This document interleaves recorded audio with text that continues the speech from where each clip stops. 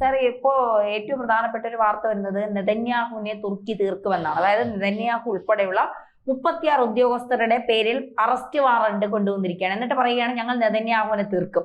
ഇനി നെതന്യാഹു ഉണ്ടാവില്ല, ഹിറ്റ്ലറെ പോലെയാണ് നെതന്യാഹു. നേരത്തെ സദാം ഹുസൈനുമായിട്ടൊക്കെ നെതന്യാഹുവിനെ താരതമ്യപ്പെടുത്തി യുർദോഗൻ രംഗത്തെത്തിയിരുന്നു. അന്നേ ഇസ്രായേൽ ഓങ്ങി വെച്ചതാണ് ഇവന്റെ കാര്യത്തിൽ ഒരു തീരുമാനം എടുക്കുന്നത്. ഇന്ത്യയും ഓങ്ങി വെച്ചിട്ടുണ്ട്, കയ്യിൽ കിട്ടിയ വിടില്ല എന്നുള്ളത്. ഇപ്പോ ഈ ഒരു അറസ്റ്റ് വാറന്റുമായി വരുമ്പോ എങ്ങനെ നമ്മൾ ഇതിനെ കാണേണ്ടത്? ചിലപ്പം ഈ നെതന്യാഹുവിനെ എർദോഗൻ തീർക്കുന്ന കാര്യമൊക്കെ നമ്മൾ കണ്ടറിയാം. കാരണം ഇപ്പൊ ഏറ്റവും അടുത്ത ദിവസങ്ങളിൽ വന്നൊരു ഡെവലപ്മെന്റ്സ് നിങ്ങൾ ശ്രദ്ധിച്ചായിരുന്നു. ഇസ്രായേലിന്റെ ഒരു പ്രസ്താവന, ഞങ്ങൾ ഇനി ഇൻവെസ്റ്റ് ചെയ്യാൻ പോകുന്നത് ഇന്ത്യയിലാണ്. അത് വേറെ ഒന്നുമല്ല, അമേരിക്ക എന്ന് പറയുന്ന രാജ്യത്തിന് സാമ്പത്തിക പ്രതിസന്ധി ഉണ്ടാവാനുള്ള സാധ്യത വളരെ കൂടുതലാണ്. ആ ഒരു സാധ്യത മുന്നിൽ കണ്ട് ഇൻവെസ്റ്റ്മെൻറ്റ് വളരെ കൂടുതലായിട്ട് GCC രാജ്യങ്ങൾ ഉൾപ്പെടെ പല ഈ പറയുന്നത് പോലെ പല നമ്മുടെ എണ്ണ കമ്പനികളുടെയും അറിയാത്ത ഈ ഇറുക്കുമെന്ന് പറഞ്ഞാൽ പോലും അറിയത്തില്ല, അവരുടെ ഇൻവെസ്റ്റേഴ്സും ജൂതന്മാരാ. അപ്പം ഇതിനകത്ത് അമേരിക്കയുടെ സാമ്പത്തിക പ്രതിസന്ധിയെ പറ്റി ഏകദേശം തന്നെ ഈ കാര്യങ്ങളൊക്കെ ചർച്ച ചെയ്യുന്നുണ്ട്, ഏകദേശം ഒരു ധാരണ ഉണ്ടല്ലോ. അപ്പൊ അതിന്റെ ഒരു താപ്പോട്ടുള്ള ഗ്രാഫാണ്. അപ്പം ഇനിയും മേപ്പോട്ടുള്ള ഗ്രാഫിനകത്തും വിശ്വസിച്ച് ഇൻവെസ്റ്റ് ചെയ്യാൻ പറ്റുന്നതും അല്ലെങ്കിൽ അത്തരത്തിൽ കൂട്ടുപിടിച്ചാൽ ഉയരങ്ങളിലെത്താൻ സാധ്യത ഉള്ളതുമായിട്ടുള്ള രാജ്യം മാത്രമല്ല, അവർക്ക് പണ്ട് തൊട്ടേ കടപ്പാടും കൂറും അല്ലെങ്കിൽ ഈ പറയുന്ന പോലെ ഏറ്റവും സുഹൃത്തായിട്ട് കണ്ടുകൊണ്ടിരിക്കുന്ന രാജ്യമാണ് ഇന്ത്യ. അതുകൊണ്ടാണ് ഇൻവെസ്റ്റ്. ഞാൻ ഈ പറഞ്ഞു വന്നത്, ഇയാൾ എവിടെ കിടന്ന് നിൽക്കുമെന്ന് പറയുന്നത്. ഇപ്പൊ ഇവൻ നിൽക്കുന്നത് എങ്ങനെയാണെന്നറിയാവോ? ആരാ? ഈ എർദോഗൻ എന്ന് പറയുന്ന തുർക്കി നിൽക്കുന്നത് ഈ പറയുന്ന നാറ്റോയുടെ കെയറോഫിലാണ്. പിന്നെ റഷ്യയുമായിട്ടും ചെറിയ ബന്ധങ്ങളുണ്ട്, മനസ്സിലാവുന്നുണ്ട്. അപ്പം ഇപ്പം ഉള്ള ഒരു അവസ്ഥയെന്ന് പറഞ്ഞാൽ, നമ്മളുമായിട്ട് കയറി കോട്ടി ചോദിച്ചിട്ടുണ്ട്, നമ്മൾ ഇവനെ ചെക്ക് വെച്ചിട്ടുണ്ട്, നമ്മൾ ഇവൻ്റെ വട്ടമുള്ള ഇവൻ്റെ ശത്രു രാജ്യങ്ങൾക്ക് മൊത്തം കൊണ്ട് ആവശ്യം പോലെ മിസൈലും കൊടുത്ത് കാശും മേടിച്ച് ഇവൻ്റെ നെഞ്ചത്തോട്ട് ബ്രഹ്മോസ് തിരിച്ചു വെച്ചിരിക്കുകയാണ്. ഇതിൻ്റെ കൂടെ പലവട്ടം പറയുന്നത് പോലെ ഈ യുദ്ധം ഉണ്ടല്ലോ, GCC നടന്ന യുദ്ധം, ഒക്ടോബർ 7 ശേഷം നടന്ന യുദ്ധം, അവർക്ക് ഏറ്റവും പറഞ്ഞ ത്രെട്ടായിട്ടുള്ള ഈ ഹമാസ്, ഹിസ്ബുള്ള, ഹൂത്തികൾ ഇവരെ ഫൈറ്റ് ചെയ്തുകൊണ്ടിരുന്നപ്പോൾ ഇവരെ സഹായിക്കുന്നതിന് GCC രാജ്യങ്ങൾക്കകത്ത് ഏറ്റവും മുൻപിൽ നിന്നുകൊണ്ടിരുന്ന രാജ്യത്തിന്റെ കണക്കെടുക്കും. ഇതൊക്കെ ഇസ്രായേലിനറിയാം. ഇവൻ കൊണ്ടുവന്ന് ആവശ്യം പോലെ പൈസ കൊടുക്കുന്നുണ്ട്, ആയുധങ്ങൾ കൊടുക്കുന്നുണ്ട്. അതായത് ഈ ഹമാസിനെയും ഹിസ്ബുള്ളയെയും ഹൂത്തികളെയും എല്ലാം അന്നേ പലവട്ടം ഊങ്ങിയതാണ്.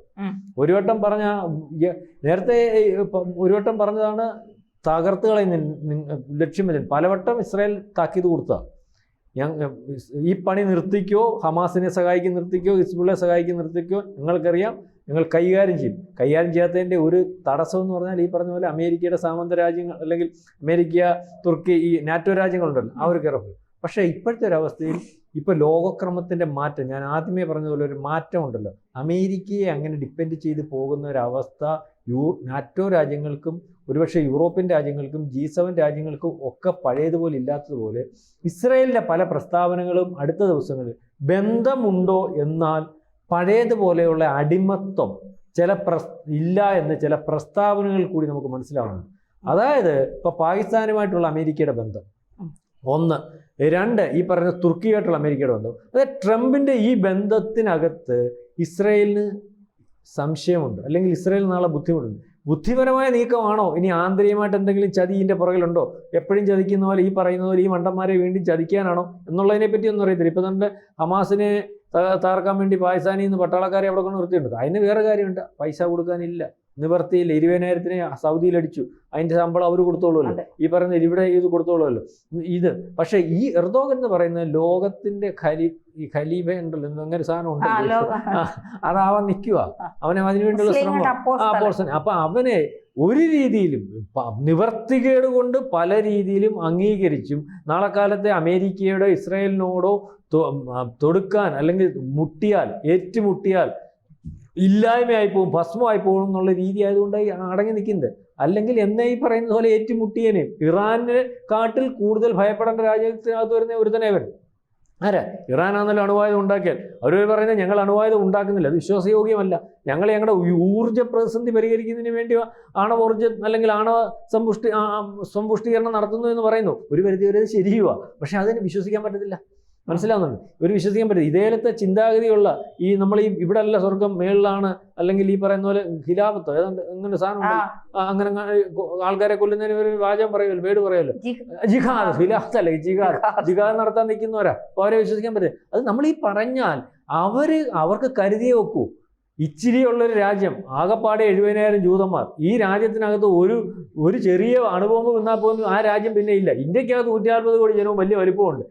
നമ്മൾ കൊണ്ട് ഇടുമെന്നൊക്കെ അവന്മാർ പറയുന്നുണ്ട്. ഏതെങ്കിലും കാരണശാല ഇട്ടാലും നമ്മുടെ ഒരു 10-30 കോടി ജനമേ പറ്റുള്ളൂ. പിന്നെ മറ്റവൻ ഇടാൻ കാണത്തില്ല. മറ്റവർക്ക് അങ്ങനെ റിസ്ക് എടുക്കാൻ പറ്റത്തില്ല. അതുകൊണ്ടാണ് ആയുധം താത്തു വെക്കാൻ അവർക്ക് പറ്റത്തില്ലെന്ന് ഈ നെതന്യാഹു പറയുന്നത്. പിന്നെ വാറണ്ടിന്റെ കാര്യമൊക്കെ പറഞ്ഞാൽ ഈ പറയുന്ന അന്താരാഷ്ട്ര കോടതി എന്നേ വാറണ്ട് ഇട്ടതല്ലേ, എന്താ UN എന്ന ത്രട്ടല്ലേ. ഇതിനകത്ത് ഇവർ 2ാം ലോകമഹായുദ്ധത്തിന് ശേഷം ഈ അന്താരാഷ്ട്ര കോടതിയും UN ഈ രക്ഷാസമിതിയൊക്കെ ഉണ്ടാക്കി വെച്ചിരിക്കുന്നത് പറഞ്ഞാൽ അമേരിക്കയുടെ അപ്രമാദിത്വം, അതിൻ്റെ നിയന്ത്രണത്തിൽ അവർക്ക് ലോകത്തെ കാര്യങ്ങളൊക്കെ തീരുമാനിക്കാം. ഇപ്പോൾ ഒരു രാജ്യത്തിന് ഉപരോധം ഏർപ്പെടുത്തുക, ഒരു രാജ്യത്തിന് കുറ്റം ഏർപ്പെടുത്തുക, അതിനുവേണ്ടി ഒരു കോടതി ഉണ്ടാക്കി. ഇപ്പം അതിന് പഴയ പോലെ വലിയ കാര്യമൊന്നുമില്ല. നമ്മുടെ പുടിനെതിരെ എവിടെല്ലാം വാറണ്ടുണ്ട്. പുടിനെ എന്തെങ്കിലും ചെയ്യാനൊക്കെ നെതന്യാഹുവിനെതിരെ വാറണ്ടുണ്ട്. നെതന്യാഹുവിനെ ചെയ്യാൻ പിന്നെ ഇവരുടെ മണ്ടയ്ക്കൂടെ ഈ പറയുന്നത് പോലെ അവർക്ക് വിമാനം പറത്തുന്നതിന് വേണ്ടി എന്നേ അനുമതി നിശ്ചയിച്ചതാണ്. മാത്രമല്ല എന്ത് വിശ്വസിച്ചാൽ ഇവൻ്റെ മണ്ടയ്ക്കൂടെ അവർ വിമാനം പറത്തുന്നത്. ഇനി ഇവനൊന്നും എത്ര പറത്തുന്നുണ്ടാന്ന് വിചാരിച്ചാൽ ഇതിനെക്കാട്ടി മുമ്പ് കൊല്ലങ്ങൾക്ക് മുമ്പ് ഈ പറയുന്ന GCC രാജ്യങ്ങളുടെ മണ്ടയ്ക്കൂടല്ല അവനറിയാതെ വിമാനം പറത്തിക്കൊണ്ട് കിഡ്നാപ്പ് ചെയ്ത വിമാനം തിരിച്ചെടുത്തുകൊണ്ട് വന്ന പാരമ്പര്യമുള്ളവനാണ് ഇസ്രായേൽ. അപ്പം ഇവനെന്നും അവൻ്റെ ടെക്നോളജിയുടെ മുമ്പിലും അവൻ്റെ ആയുധക്കരത്തിൻ്റെ മുമ്പിലും അവൻ്റെ യുദ്ധമുറയുടെ മുമ്പിലും അല്ലെ യുദ്ധ സാമർത്ഥ്യത്തിന് മുമ്പിലും ഒന്നും പിടിച്ചേക്കുന്നത്. പിന്നെ അറസ്റ്റ് ചെയ്യുമെന്നൊക്കെ അവിടെ നിന്ന് പറയാം. ഇല്ല വട്ട നിർത്തിയിട്ട് നിങ്ങൾക്കെല്ലാം പേടിയാണെങ്കിൽ എൻ്റെ വട്ടം നിന്നോളാന്ന് പറഞ്ഞ് ആളെ നിർത്തി നിൽക്കുന്ന പോലെ നിൽക്കാം. പിന്നെ ഇപ്പോൾ ഈ പറയുന്ന പോലെ നാറ്റോ ആയതുകൊണ്ടും വേറെ ചില സംവിധാനങ്ങൾ ഉണ്ടായതുകൊണ്ട് ഡയറക്റ്റ് ഇല്ല. ഖത്തറിടയ്ക്കിടന്ന് അയ്യോ വിളിച്ച ഓർമ്മയുണ്ടായിരുന്നു. പിന്നെ ആരാ പറയുന്നത് നിർത്ത് ഇല്ല ഇനി അങ്കാറയിലോട്ട് പോയി തുർക്കിയുടെ. അതെ, അവിടെ ചെന്ന് അവർ കൊണ്ട് ബോംബ് വിട്ടച്ച് തിരിച്ചു പോകുന്നല്ലോ. ഇനി അടിക്കുമെന്ന് പറഞ്ഞല്ലോ. അന്നേരം ആരാ പിന്നെ പോയി ട്രംപിനെ കണ്ടു. ട്രംപ് വെച്ചാണ്ട് പറഞ്ഞു ഇനി ഇല്ല ഞാൻ പറഞ്ഞേക്കാം ഇല്ല. കൂട്ടായ്മ എല്ലാം കൂടി അതിന്റെ പാട്ടിന് പോയി. എന്നാൽ ഇസ്രായേലിനെ ഇവിടത്തേക്കും ഈ പറയുന്ന പോലെ ഇതിന്റെ മുമ്പിൽ 48-ൽ ഈ പറഞ്ഞ ഇവനെക്കാട്ടി വലിയ ക്യാമറായിരുന്നു. ഈജിപ്റ്റ് ഒന്നും വലിയ സാമ്പത്തിക സംവിധാനമുള്ള 7 രാജ്യങ്ങൾ നോക്കി അടിച്ചിട്ട് 5ാമത്തെ ദിവസം അടിച്ചു നോക്കി അവർ കൈ കൊടുത്തതാണ്. അതൊന്നും ഒന്നുമില്ല, ഉണ്ടായി വരുന്നേ ഉള്ളൂ. നമ്മൾ പടം വരച്ചതേ ഉള്ളൂ അവന്മാര്. അന്നത്തെ കാലത്ത് അവരടിച്ച അതിനുശേഷം ഇതുവരെയുള്ള ചരിത്രം പരിശോധിച്ചാൽ മതി. അപ്പം ചുമ്മാ ഈ നെതന്യാഹു എവിടെയെങ്കിലും ഒക്കെ പറഞ്ഞ് ഈ ട്രോണും ഒക്കെ വിറ്റ് ഇരുന്നതാ ഇന്ത്യയോട് കളിക്കാമെന്ന് അതിന്റെ കാര്യത്തിൽ ഒരു തീരുമാനമായി. അപ്പൊ ഇയാൾ ഇനി 56 പേരെയോ 58 പേരെയോ 50,000 പേരെ അറസ്റ്റ് ചെയ്യുമെന്ന് പറഞ്ഞാൽ ഈ പറയുന്ന എർദോഗൻ അറസ്റ്റ് ചെയ്യുമെന്ന് പറഞ്ഞാൽ നെതന്യാഹുവിനെ പേടിപ്പിക്കാനും ഇസ്രായേലിനെ ഒന്നും ചെയ്യാനും സാധ്യതയില്ല. കാരണം ഇപ്പം ഈ ശിവജി പറഞ്ഞതുപോലെ മരിക്കുമെന്ന് പറഞ്ഞ് യുദ്ധം ചെയ്യുക, അന്നേരം പിന്നെ പരാജയമില്ല എന്ന് പറഞ്ഞ പോലെ ഇസ്രായേൽ യുദ്ധം ചെയ്യുന്നു, നെതന്യാഹു യുദ്ധം ചെയ്യും. അവിടുത്തെ ജനങ്ങളെല്ലാം അതേ അവസ്ഥയിലാണ്. മനസ്സിലായി, നാളെ കാലത്തെ അങ്ങ് ജീവിച്ചിരിക്കും അല്ലെങ്കിൽ നാളെ ഉണ്ട് എന്ന് പറഞ്ഞ് ജീവിക്കുന്ന ഒരവസ്ഥയൊന്നുമില്ല.